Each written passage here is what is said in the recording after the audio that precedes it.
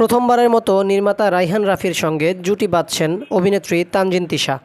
এই নির্মাতার black money শিরোনামের একটি ওয়েব সিরিজে কাজ করতে চলেছেন তিনি।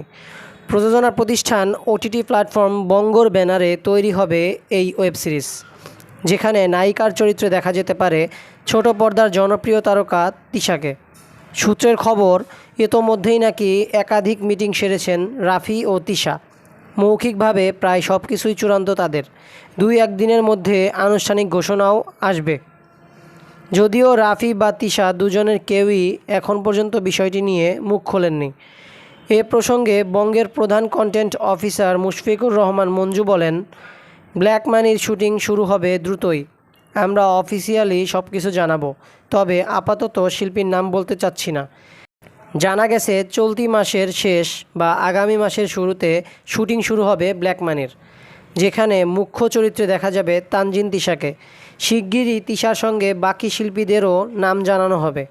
এর আগে ব্ল্যাক মানি প্রসঙ্গে রাফি জানান, বঙ্গর সঙ্গে এটাই আমার প্রথম কাজ। সাধারণত আমি যে ধরনের গল্প পর্দায় বলার চেষ্টা করি এটা অনেকটাই ভিন্ন। এরকম একটা প্রজেক্টে কাজ করতে পেরে আমি অনেক আনন্দিত।